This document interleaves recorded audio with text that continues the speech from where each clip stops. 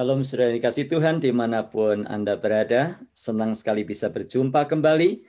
Hari ini kita akan menggali ayat firman Tuhan dari Injil Matius pasal yang ke-16, ayat yang ke-19. Masih lanjutan dari yang kemarin. Ayat demi ayat, pasal demi pasal, kitab demi kitab. Demikianlah firman Tuhan, Matius pasal 16 ayat 19. Kepadamu akan kuberikan kunci kerajaan sorga. Apa yang kau ikat di dunia ini akan terikat di sorga. Dan apa yang kau lepaskan di dunia ini akan terlepas di sorga. Puji Tuhan. Apa maksud ayat ini? Nah, kita harus sekali lagi ingat latar belakang ayat ini. Jangan dilepaskan dari konteksnya, supaya kita mendapatkan arti dan maksud yang sesungguhnya dari apa yang dikatakan Tuhan Yesus. Kita sudah belajar dari 1, 2, 3 hari yang lalu, bagaimana Simon Petrus menyatakan, engkau adalah Mesias, anak Allah yang hidup. Dan kemudian Yesus berkata, berbahagialah engkau Simon bin Yunus, sebab bukan manusia yang menyatakannya kepadamu, melainkan Bapa-Ku yang di sorga. Kemudian Yesus berkata, dan aku berkata kepadamu, engkau adalah Petrus, dan di atas batu karang ini aku akan mendirikan jemaatku, dan alam maut tidak menguasainya.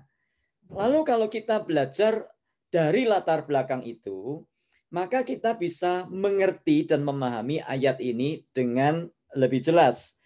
Ketika Yesus berkata, kepadamu akan kuberikan kunci kerajaan surga. Apakah artinya Petrus adalah rasul yang lebih tinggi daripada rasul-rasul yang lain?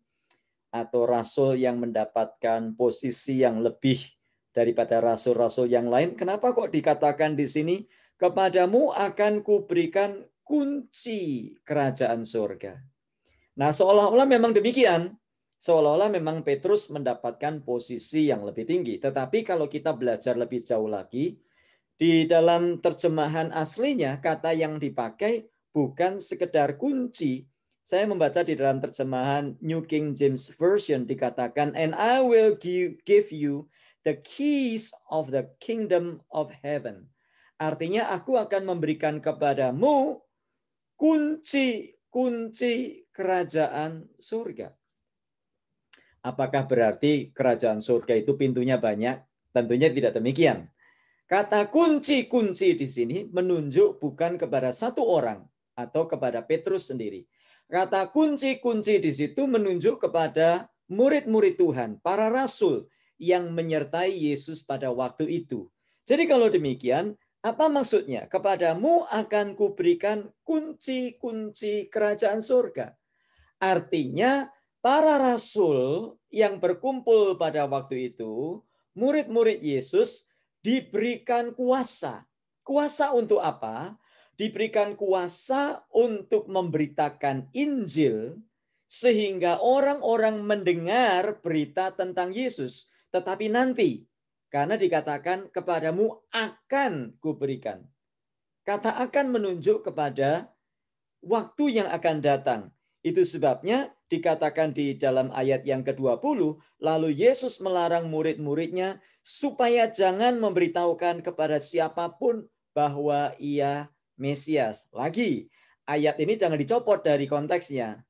Karena artinya bisa, nah, orang-orang lain, orang-orang yang tidak percaya kepada Yesus Kristus berkata, nih lihat, Yesus saja ngasih tahu murid-muridnya supaya jangan bilang-bilang bahwa dia Mesias. Kenapa? Karena memang dia bukan Mesias. Nah, ini kan satu pemahaman yang keliru.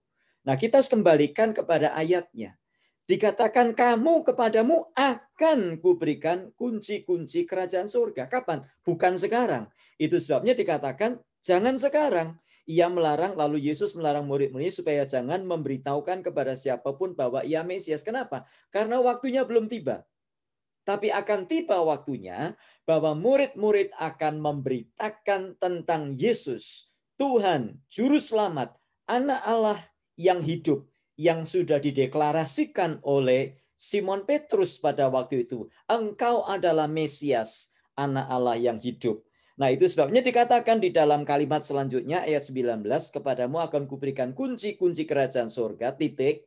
Lalu, apa yang kau ikat di dunia ini akan terikat di surga, dan apa yang kau lepaskan di dunia ini akan terlepas di surga.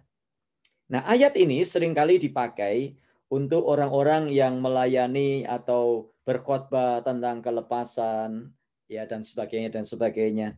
Dulu saya juga ikut-ikut seperti itu, ya. Saya memakai ayat ini. Apa yang kau ikat di bumi terikat di surga. Apa yang kau lepaskan di bumi terlepas di surga. Lalu mendoakan orang kelepasan. Tetapi sebetulnya maksud ayat ini bukan untuk kelepasan-kelepasan seperti itu. Perhatikan baik-baik, konteksnya adalah kepadamu akan kuberikan kunci kerajaan surga. Artinya adalah kepada mereka Tuhan memberikan kuasa, tugas, amanat untuk memberitakan Injil, untuk membawa orang ke surga melalui Yesus Kristus. Sehingga dikatakan kunci-kunci kerajaan surga. Nah, bagaimana caranya? Apa yang kau ikat di bumi terikat di surga. Apa yang kau lepaskan di bumi terlepas di surga. Artinya apa? Artinya, nah kita lihat sekali lagi, kalau ada ayat-ayat yang kurang jelas atau ayat yang mungkin menimbulkan pertanyaan seperti ini, ada baiknya kita melihat ayat-ayat paralelnya. Nah, kalau kita membaca di dalam Yohanes pasal yang ke-20, ayat paralelnya, Yohanes 20 kalimatnya mirip seperti ini. Kalau kita membaca Yohanes 20 ayat 21 misalnya, maka kata Yesus sekali lagi, damai sejahtera bagi kamu. Sama seperti Bapa mengutus aku, demikian juga sekarang aku mengutus kamu. Ini peristiwa setelah kebangkitan Yesus, Yesus mendatangi murid-muridnya. Jadi konteksnya adalah pada waktu Yesus mengutus murid-muridnya. Sama seperti Bapa mengutus aku, sekarang aku mengutus kamu. Tadi dikatakan kepadamu akan diberikan kunci kerajaan surga. Nah, sekarang kemudian ayat 20 dikatakan jangan kamu memberitakan bahwa aku ini Mesias. Kapan itu waktunya? Kapan larangan ini selesai? Nah, sekarang di dalam Yohanes pasal yang ke-20 ayat yang ke-21 jelas. Demikian juga sekarang aku mengutus kamu. Ayat 22, Yohanes 20. Dan sesudah berkata demikian, ia mengembusi mereka dan berkata, terimalah Roh Kudus. Ayat 23, jikalau kamu mengampuni dosa orang, dosanya diampuni. Dan jikalau kamu menyatakan dosa orang tetap ada, dosanya tetap ada. Lagi, ayat ini jangan dicopot dari konteksnya, sehingga seolah-olah ada orang-orang tertentu yang diberi kuasa untuk mengampuni dosa. Bukan, maksudnya dalam rangka pekabaran Injil, dalam rangka memberitakan kabar baik bahwa Yesus adalah Mesias, dia juru selamat, dia anak Allah yang hidup, dia Tuhan. Jikalau kamu mengampuni dosa orang, dosanya diampuni. Jikalau kamu menyatakan dosa orang tetap ada, dosanya tetap ada. Pada waktu Anda dan saya memberitakan Injil, setiap orang yang percaya dan menerima Yesus Kristus, Yohanes 1 ayat 12, ia diberi kuasa untuk menjadi anak-anak Allah. Dosanya diampuni dan dia mendapatkan jaminan keselamatan. Roma pasal 10 ayat yang ke-9 dan 10. Barang siapa mengaku dengan mulutmu bahwa Yesus adalah Tuhan dan percaya di dalam hatimu bahwa Allah telah membangkitkan dia dari antara orang mati, maka kamu akan diselamatkan. Di dalamnya terkandung makna pengampunan dosa. Jadi di dalam pemberitaan Injil kita menyatakan hari ini juga dosamu diampuni karena kita membimbing dan menolong orang untuk mengaku dosa atas segala pelanggaran dan dosa yang kita lakukan. Dan sekarang kita mengundang Yesus untuk masuk dan tinggal di dalam hati dan percaya serta mengikut dia. Jadi Bapak yang dikasihi Tuhan, betapa luar biasanya ya. Ayat-ayat yang kita baca itu sungguh-sungguh indah. Jadi ayat-ayat ini bukan dikhususkan untuk Simon Petrus saja. Jadi ayat-ayat ini ditujukan kepada murid-murid Tuhan, kepada kita diberikan kuasa. Itu sebabnya kita harus berhati-hati di dalam menggunakan mulut. Jangan kita memberitakan kabar baik, memberitakan Injil di satu pihak dengan mulut kita. Yakobus katakan bagaimana dari mulut yang satu keluar kutuk, yang satu keluar berkat. Nggak bisa. Jadi artinya kalau mulut ini dipakai untuk memberitakan Injil, menyatakan dosa orang diampuni atau dosa orang tetap ada dengan memberitakan Injil, hati-hati.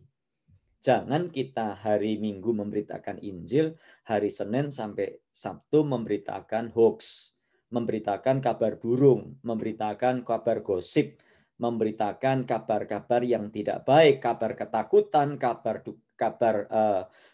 kegalauan dan sebagainya. Jadi dengar firman Tuhan, baca ayat ini dan bergembira, bersyukurlah. Sebab kepada kita diberikan amanat, kuasa, kepercayaan untuk memberitakan Injil. Kepada kita dikaruniakan satu tugas, satu kepercayaan yang luar biasa untuk membawa kabar baik. Bukan kepada malaikat, bukan kepada ciptaan yang lainnya, hanya kepada Anda dan saya.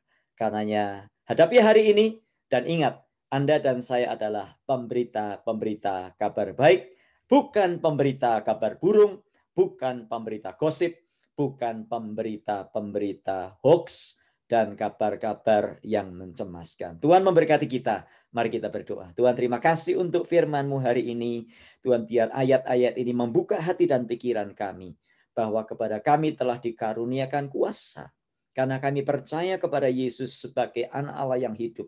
Kepada kami, Yohanes pasal 20, sama seperti Bapa mengutus aku dan sekarang aku mengutus kamu, kata Yesus Kristus. Kami bersyukur karena Engkau mempercayakan Injil kepada kami.